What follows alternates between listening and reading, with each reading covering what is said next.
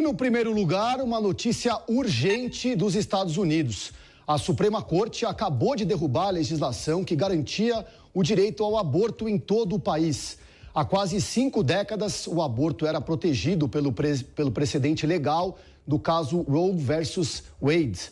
Com essa nova decisão, cada um dos 50 estados norte-americanos vai poder decidir a sua própria legislação sobre o tema, inclusive com a proibição total do aborto em qualquer caso.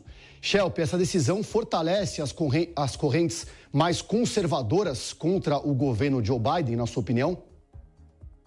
Olha, essa é uma decisão histórica e demonstra o peso que tem a configuração de uma Suprema Corte. A gente precisa lembrar aqui que até pouco tempo atrás havia um certo equilíbrio na Suprema Corte americana entre juízes conservadores, de perfil mais conservador, e juízes de perfil mais progressista. Isso mudou com as indicações feitas no governo do ex-presidente Donald Trump. Então, isso demonstra esse peso que tem, né? Justamente o fato de que agora há um peso maior para juízes de tendência conservadora na Suprema Corte. Então, é exatamente o que muitos apoiadores do presidente Jair Bolsonaro defendem aqui no Brasil também. Existe até alguns parlamentares aqui no Brasil que defendem que se modifique a configuração do STF, ampliando o número de juízes para dar a chance do presidente ou do próximo presidente indicar novos juízes e assim determinar aí o equilíbrio de forças, de tendências, de ideologias dentro do STF também. Então, é por isso também que é um poder tão grande que é dado ao presidente da República de poder indicar um juiz da Suprema Corte ou do STF. Então, esse caso aí nos Estados Unidos demonstra claramente, porque essa decisão, Roe versus Wade, tem décadas, né, de consolidação no sistema jurídico americano. Agora, Daúde, você acredita que essa decisão também fortalece, né, as correntes mais conservadoras contra o governo Joe Biden? Uma decisão histórica, né? Olha, as correntes, né, conservadoras, neste caso, na minha opinião, elas podem essas correntes se enfraquecerem. Por quê?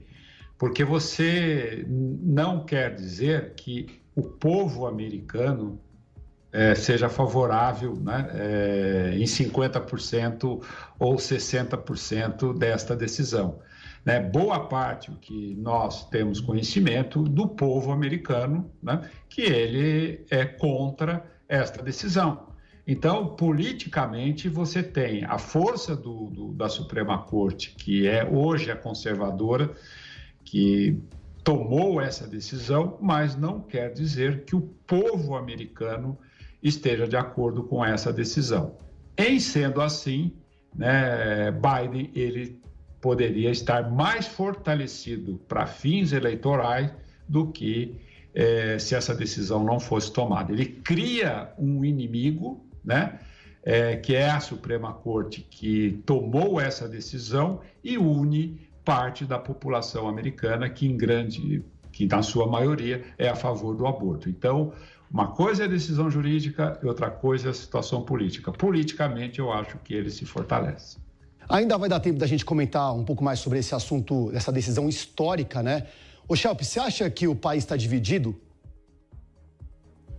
Olha, os Estados Unidos sempre estiveram divididos, né? A gente tem que lembrar que os Estados Unidos têm um sistema que na prática é bipartidário, né? O Partido Republicano e o Partido Democrata monopolizando o protagonismo na política aí há muito tempo, há séculos, e isso se reflete, obviamente, numa alternância de poder. Então, ora o país está tendendo mais para o lado democrata, ora para o lado republicano, obviamente por fatores que muitas vezes vão além da questão cultural, além da questão comportamental ou social, como, por exemplo, a economia, que obviamente é um dos fatores essenciais que fazem com que o eleitorado decida em determinado ano ir para o lado dos democratas ou dos republicanos. Agora, o Congresso costuma ser, muitas vezes, um reflexo maior dos aspectos mais ideológicos, mais comportamentais das visões que os americanos têm,